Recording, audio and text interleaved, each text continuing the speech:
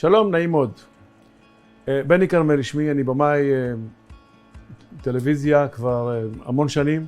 אני ממקימי ערוץ 2. עשיתי את התוכניות הכי גדולות שאתם מכירים, מדן שילון בזמנו, ורוקדים כוכבים, והאח הגדול, ומשחקי השף, ותוכניות בוקר, ושעשועונים, וכל מה שאתם חושבים וראיתם, אני ביימתי.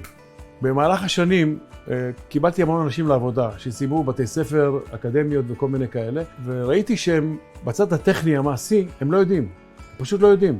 ומצאתי את עצמי מלמד אותם, כל המקצועות הטכניים של הטלוויזיה. באיזשהו שלב, בשנים האחרונות, החלטתי שאני צריך לפתוח בית ספר כדי ללמד את הדור הבא.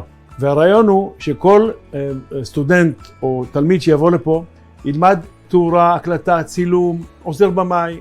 כשהוא מגיע למקום עבודה, אולפן או כל דבר אחר, יש לו יתרון יחסי בשוק, כי מי שמלמד אותו בעצם, זה בעלי המקצוע שעובדים עכשיו.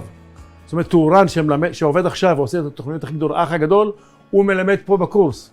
וכשהוא רואה שיש פוטנציאל, אז הוא לוקח אותו לעבודה איתו. ואני הייתי הכי שמח לקבל אחרי קורס כזה את האנשים שיעבדו איתי. תכלס, בית ספר למקצועות הטלוויזיה, אנחנו מחכים לכם.